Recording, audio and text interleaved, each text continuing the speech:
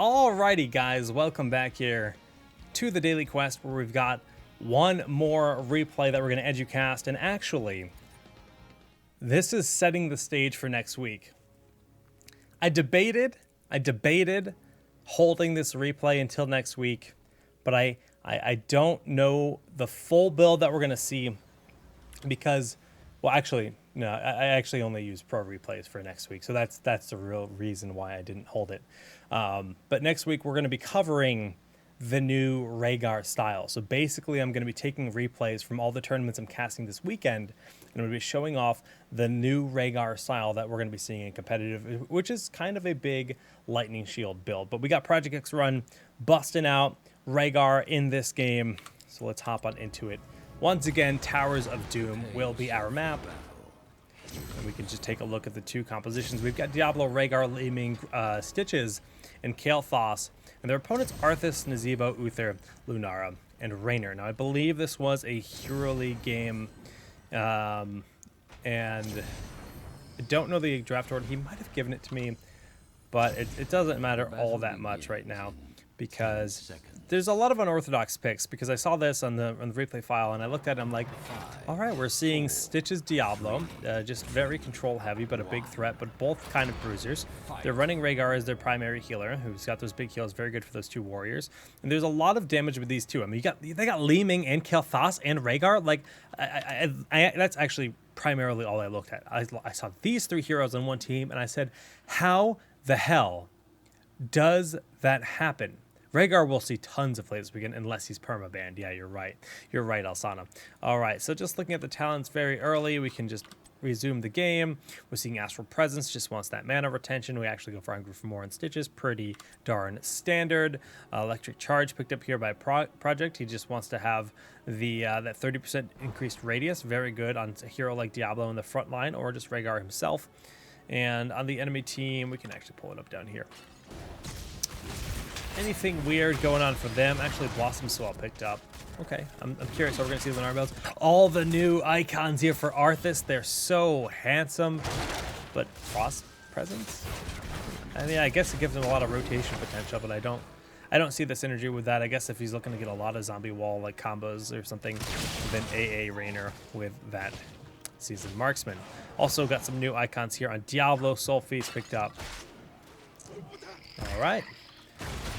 Well, Ireland gonna be laning versus Nazeebo. Gonna try to get that flip, the flop. The totem is down with the shield on it, and Project can't really get those body blocks. Those towers hit really hard in this patch. Takes a lot of damage, and that was a win for Nazeebo for sure, especially in a 2v1 scenario.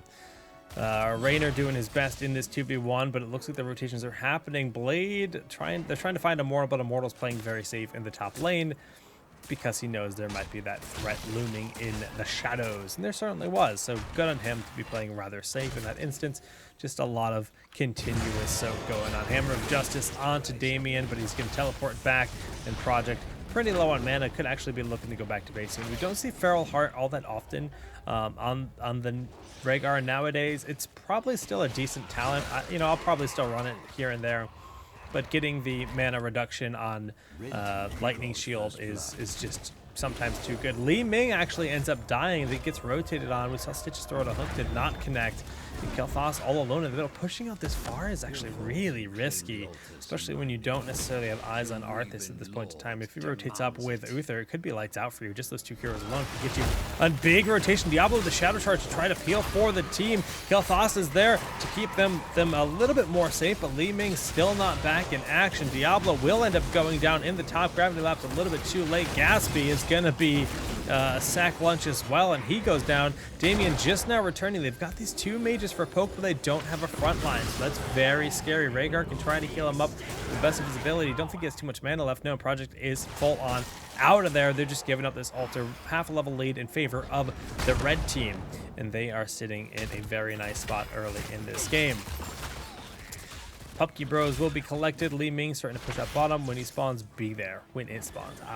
Well, Li Ming was kind of dead, bro, so it's kind of hard for these people to be there in full force. But it's true. You should try to be there when it spawns. Not the worst advice. Pings, pings, pings. Damien is running into Li Ming, and Kael'thas does not have any concern whatsoever. If Kael'thas rotated back, this could have been a nice, combo for that team. They easily could have blown him up. Gravity Lapse, you threw it on the full combo from Li Ming, and Uther is pretty much dead. But no real map awareness from Kael'thas in that moment. Just kind of watering away. Ireland needs the peels. The Gravity Lapse onto Lunara, but he just used... he doesn't have to get the double living bomb, just the living bomb. One on Uther, one on Li Ming. And Uther has the heals to sustain through that. Project. I mean, Rhaegar is one of the best heroes in the game when it comes to getting mercenary camps. He does pick up this mercenary camp in the top. Not one of the best heroes, but he's the best support, rather. Li Ming dead again. She's died twice already. Oh, excuse me. And yeah, if you press 2, it will actually, make the game act weird. But if you press Control 2, it brings up that menu. The UI still has a lot of strange quirkiness to it.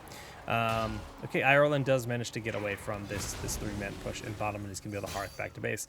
Project has been holding his own versus Raymane, that's a new hero, versus Raynor, which is impressive in its own right, but they do need level 7 rather desperately. They're getting close. On the red team, we can look at level 7. We actually have Wild Vigor, so a bit of a hybrid build from Lunara. We're seeing Holy Fire on, what, really? On Uther, Revolution Overdrive, Gidbin, and then Rune Tap for Arthas. That new icon is so handsome. Oh my goodness, they're all so handsome. Standard Arthas build, pretty bruiser style for a lone warrior, but it's pretty, still very strong. Kael'thas, nothing weird. We're seeing Savor the Flavor paired with Amplified Healing with Rhaegar. That's just going to make Stitches so hard to kill. Oh my goodness, but we have a bit of a fight going on here. Arthas dies super early in the fight. Gaspy in the front line. Does he have Hook available? I don't think so. He's going to get away from the Zebo and all those spiders. The heals from Project, especially with that Amplified Healing, Gaspy's going to get a lot out of that, and he can start looking for that hook onto Nazebo. Does he throw it out? No. Oh, he does. He jukes him. And Diablo was waiting. The Shadow Charge. The flip hasn't been used. Overpower still in his arsenal, but doesn't end up casting it. And Nazebo slips away. All right, Kael'thas, though, going to pick up Lunara, the combo. You get that one Gravity Lapse, and it's pretty much lights out. Raynor now flipped in the orb, pulling him back with Nets of Johan. And the damage, the hook, enough for the kill. Oh, Raynor goes down. Kael'thas down here in the bottom. The zooms probably make it really disorienting, and I have to remember to not zoom so much. I always forget that there's a lot of tournaments where I am observing for myself and just myself and not the stream, and we have a dedicated observer observing for the stream, so I get to do the sloppiest observing in the world because it's just for me to see the information how I want to see it.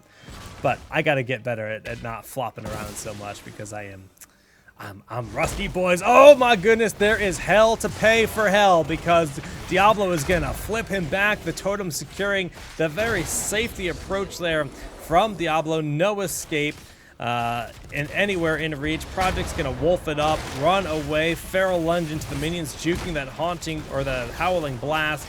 And the heals are coming through. Frozen Tempest enough for Arthas to just be able to peel them well enough back. Zebo has grabbed some Pumpkin Bros in bottom, but he's in a bit of a bad spot. Lucky Pants is not so lucky today. He is completely and utterly dead Arunian cheese.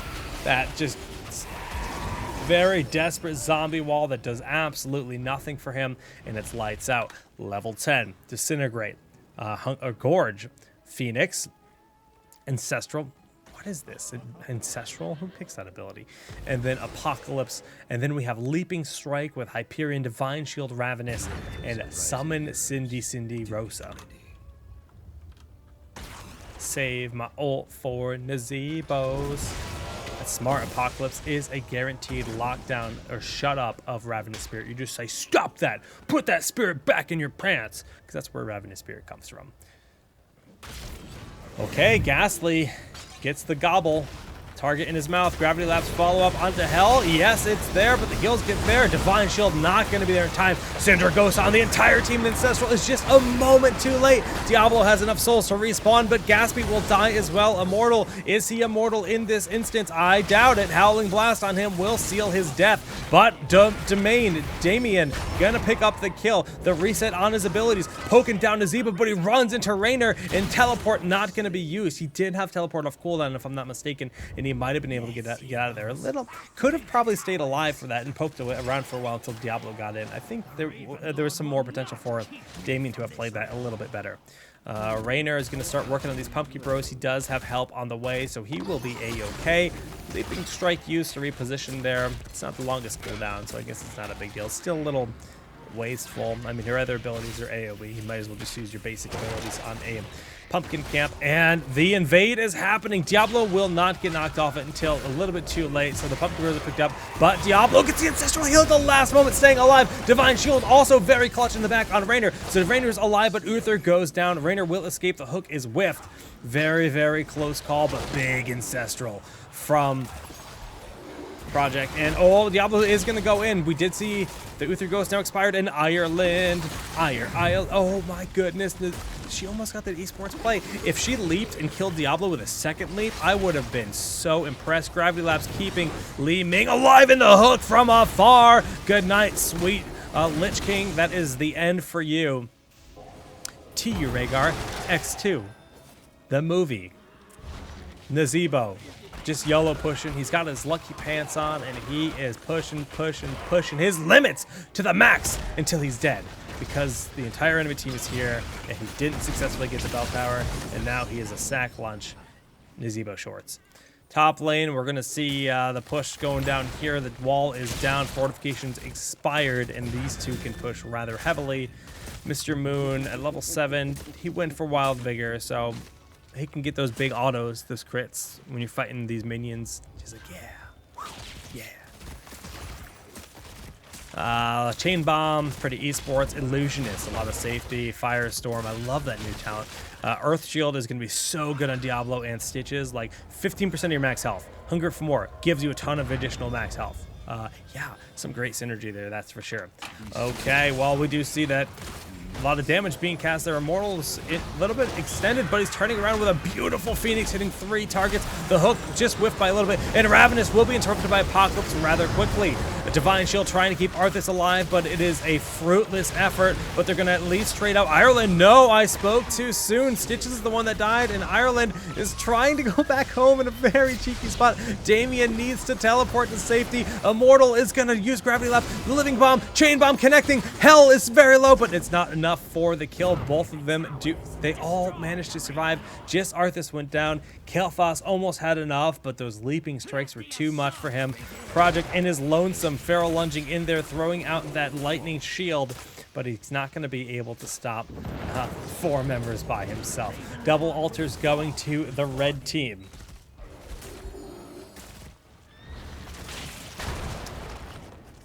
Okay. Yeah, there's some nice control of the flips there, and that is a dead Raynor. And Nazebo is just kind of pushing. Oh, this time he's actually backing up. The pings come out, and he realizes that he is too far forward, and Lucky Pants does get lucky today. 20 to 36. Big deficit here on Project's team. But they're looking at the boss. The boss does do a ton of damage on this map. They're going for it. They're going for it. They're taking the risk. Lunara nearby. Nazebo nearby.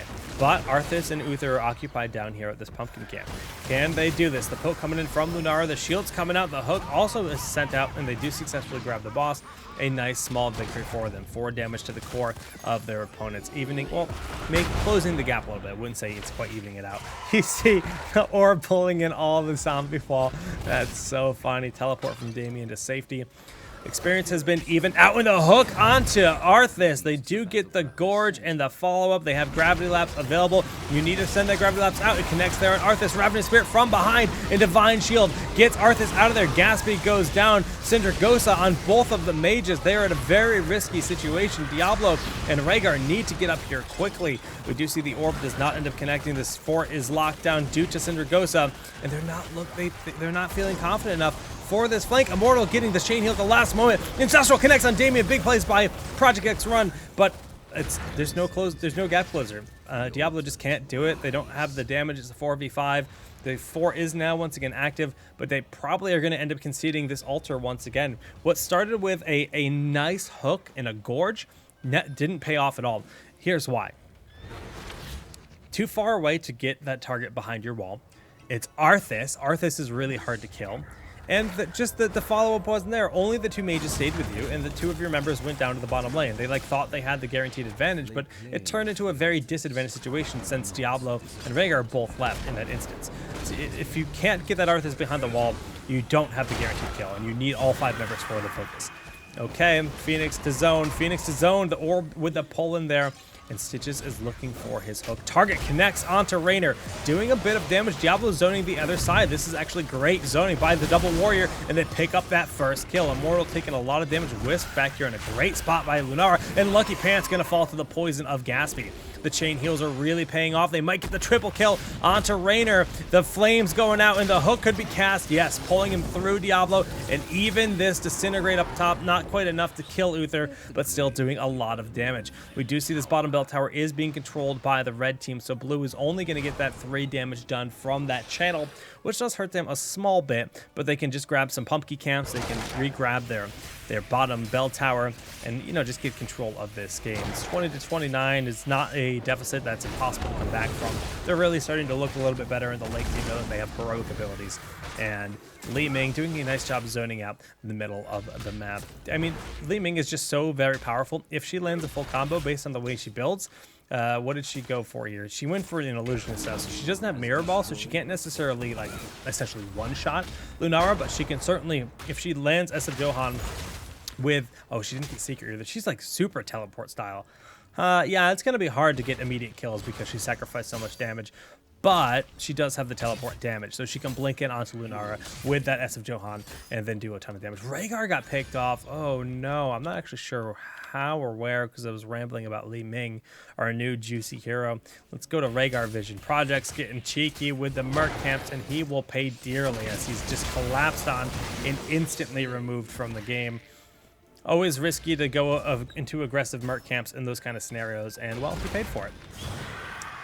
Okay, Damien's got his shields on. He's just going to throw the aura blindly into a random location, but the combo's going to force out the Divine Shield. Ravenous behind. They need Apocalypse. They need it.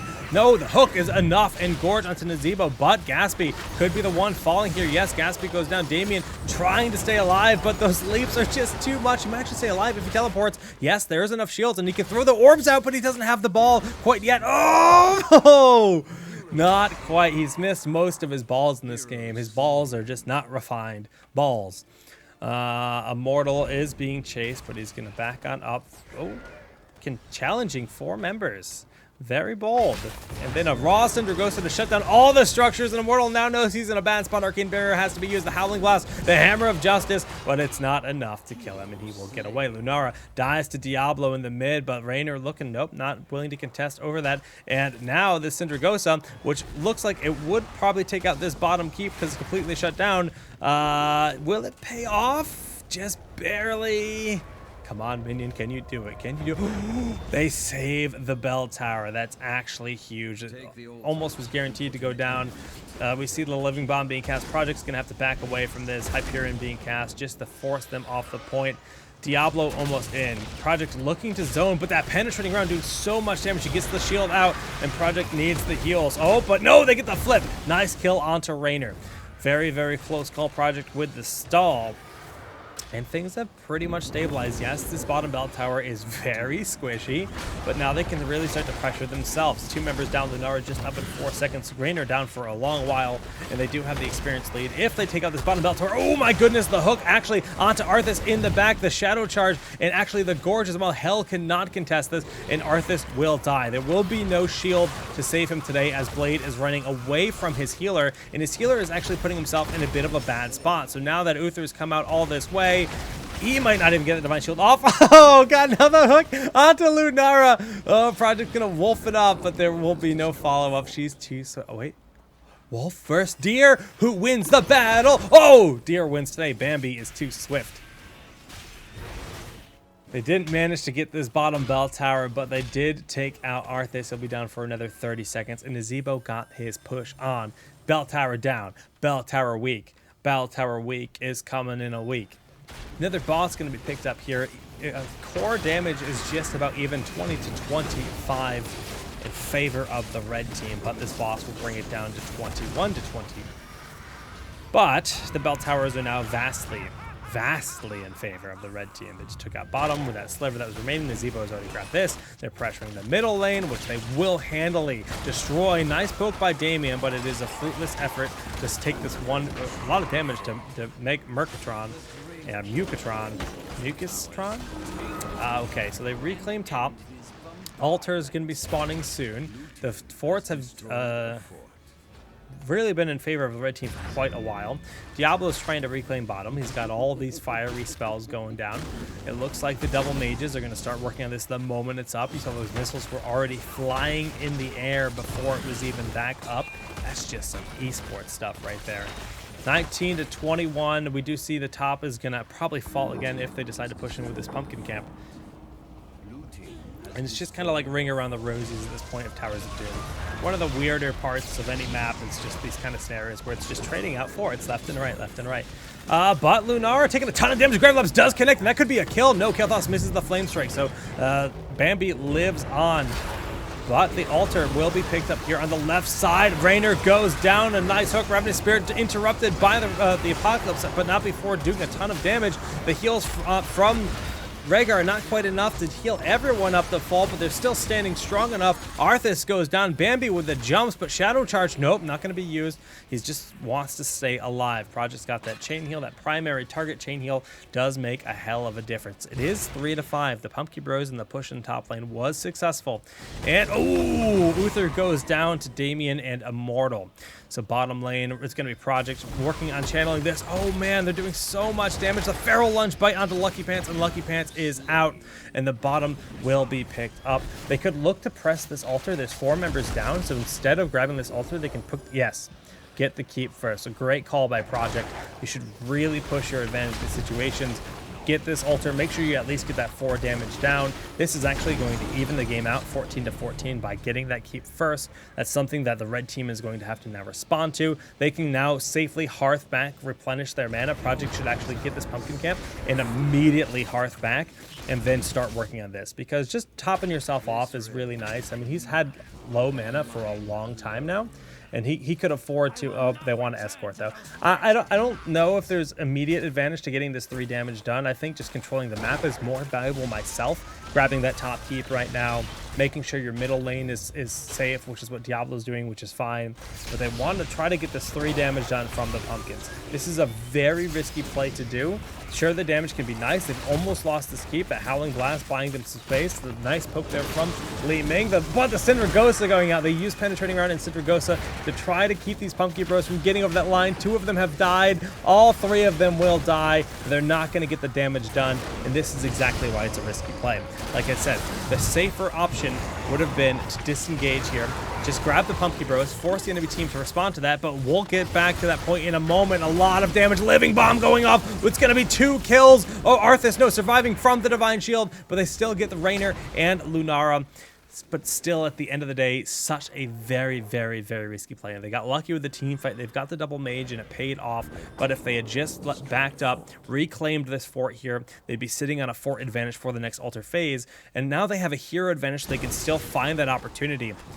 But at what risk? Oh, beautiful hook from Gatsby. It's going to be a dead Arthas. The staggered deaths are really going to work against Red at this point. And I'd like to see an altar picked up somewhere. Actually, did the damage go on to the core? 1 landed? Okay. Oh, yeah. Okay, so they did get some of the damage done. I just noticed that. So that's okay. They did get some of the push in. So all right, they got some of that benefit. I thought they all died. They must. One of them might have made it to the finish line just barely. It was close, that's for sure. And we see the triple altar phase coming up. 2 altars ends it all here. 2 altars is a win for the blue team. And they're gonna get this one for free. Immortal channeling that already. They've got this big frontline project. Gonna get the Ancestral off the last moment to keep himself alive. And Li Ming goes forward. Gonna pick off. Hell no. Okay, yes, they do get him. Divine Shield just not using it today. He has redemption. He knows he can use it again after he respawns. He's just gonna buy as much time as he can in that ghost form. And Hell gonna heal himself up. Stitches channeling. Raynor trying to channel bottom. Project goes down. The Phoenix zoning though is sufficient, and it's picked up, and that is 4 damage to to the core. I mathed completely wrong. They need the third altar to win this game. I said 2. I totally meant 3, but casters aren't really hired for their mathing abilities, and this should be the third and final altar picked up as a victory. This is a very close situation. Blade hit by the shadow charge, and that's going to be it. They managed to get all 3 altars. GG. Well played. Lightning build Rhaegar is so scary. Like, we're going to be talking about that a lot this weekend as to why it's such a very good style of Rhaegar. You see 4 lightning shields, talents picked up by Project. Go hammer, go home. He died for the stall. He died for the stall. An honorable death. Ladies and gentlemen, this has been Educast. As always, you can send your replays to solidjakegg.com. Hero League and Team League games or scrims and other things of that sort are always preferred. And if you can include the draft order, it is very much appreciated for that. If you're looking for specific advice in the replay, just please let me know in the email when you do send it over. I will be switching over to stream some games in just a little bit after a short break. Thanks so much for tuning in, and I'll see you next time. Did I set up the thing? I don't remember if I set up the thing. Let's try it!